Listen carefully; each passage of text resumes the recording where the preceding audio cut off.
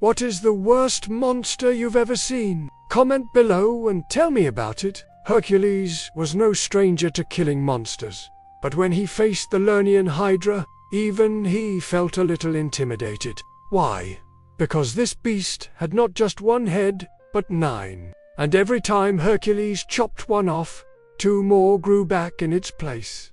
It seemed like the hero would never succeed, but with some quick thinking, he found a way to defeat this many-headed menace. Welcome to my channel. Today we are going to travel to ancient Greece and confront the Lernaean Hydra, the beast of many heads. We'll get to see how it fought and what made it such a deadly opponent. And we'll find out how Hercules finally managed to slay this beast. And don't go anywhere, because after our fight is over, we're gonna bring this monster into the arena and pit it against other beasts.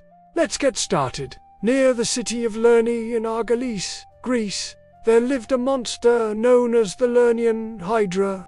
This beast had 9 heads that rose from a single neck, and each of them could breathe fire. There were said to be water snakes sprouting from the ends of its tails, and each time Heracles struck it, 2 new heads grew back in its place. And to make things even worse, the Hydra's blood was poisonous. Anyone who breathed it in or touched it would die. It wasn't long before King Eurystheus assigned Heracles his 6th labor. He told the hero he wanted the Lernaean Hydra dead.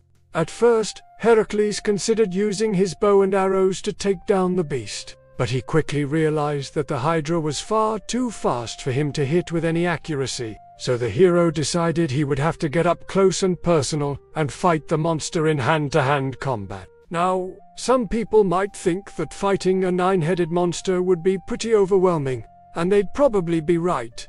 But Heracles wasn't alone. He brought along 2 friends, the hero Telamon and the centaur Nessus.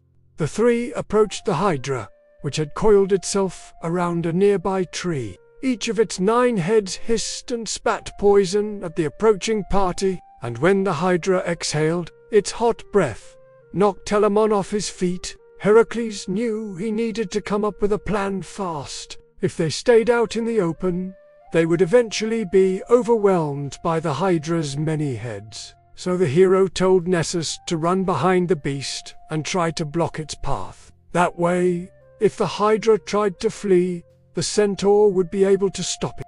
Then Heracles told Telamon to get into position to intercept the Hydra's escape route.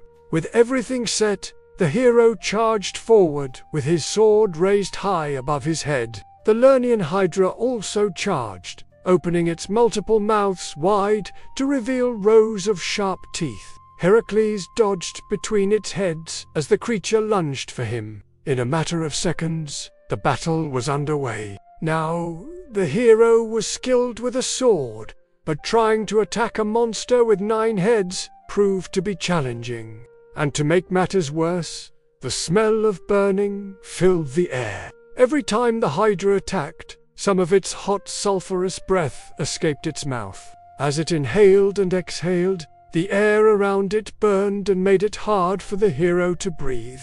And then came the moment that Heracles had dreaded. The Hydra struck him, and its claws raked across his arm. The hero cried out in pain and immediately felt a burning sensation spread through his entire body. He looked down and saw that his skin was turning red and hardening like leather. Sure enough, the Lernaean Hydra's claws were covered in poison. The hero stumbled backward, afraid that the poison would spread throughout his entire body. Seeing an opportunity, the Hydra lunged again, and one of its heads bit down on the hero's shoulder. Heracles screamed in pain as he struggled to free himself from the monster's grasp.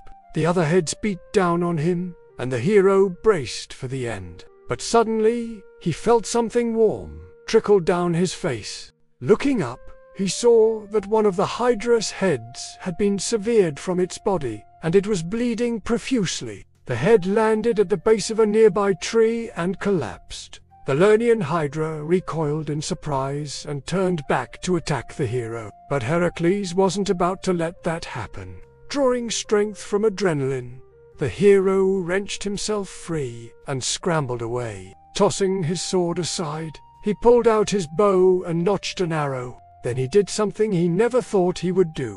He took aim at one of the Hydra's heads and fired. The arrow found its mark, and the head collapsed onto the forest floor, only to spring back up a moment later. The hero watched in disbelief as another head sprouted in its place, and then it happened again. The second head that had grown back collapsed, too, and another replaced it. Heracles realized that the only way to defeat this monster was to shoot it once for every head that fell off. Fueled by determination, the hero fired arrow after arrow into the Lernaean Hydra.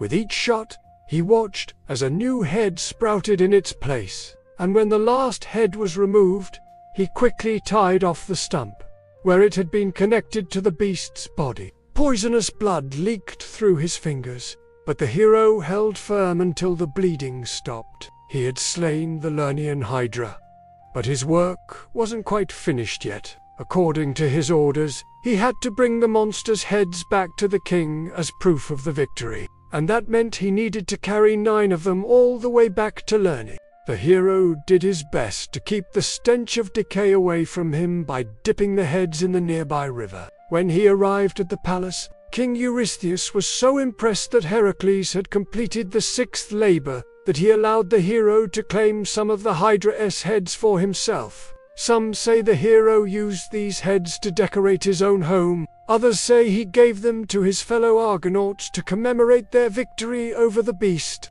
Let us bring the Lernaean Hydra into the arena to face off against some of history's deadliest beasts. First, let's see what kind of damage the Hydra can inflict on a rival monster. It lunges forward, opening its multiple mouths wide to reveal rows of sharp teeth. In the center of the image, its heads collide with those of the Chimera, sending sparks flying as metal hits metal. Does the Hydra have what it takes to survive this battle? Will it be victorious over such a fierce foe as the Chimera? Only time will tell.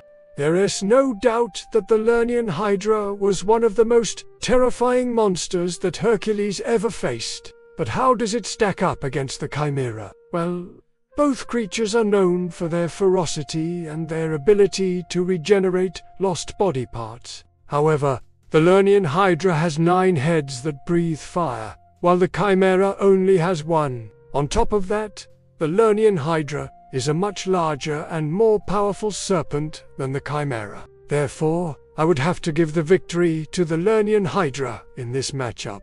Now let's bring in another monster to take on the beast of many heads. The Kraken and the Lernaean Hydra are 2 of the most fearsome monsters in all of mythology. They are known for their immense size, their strength, and their ability to destroy entire ships. However, the Kraken is a giant octopus-like creature that lives in the ocean, while the Lernaean Hydra is a serpent that lives on land. The Lernaean Hydra has 9 heads that breathe fire, while the Kraken has 8 arms and 2 tentacles. In terms of pure strength, the Kraken is probably the stronger of the 2, but the Lernaean Hydra's fire-breathing abilities would make it a dangerous opponent. Ultimately, it's hard to say who would win in a fight between these 2 mythical beasts. What do you think? Which monster is more powerful and why? Let me know in the comments below. Well, that's our story for today. Thank you so much for watching. If you enjoyed this video, please subscribe to my channel and come back soon. We'll see you next time.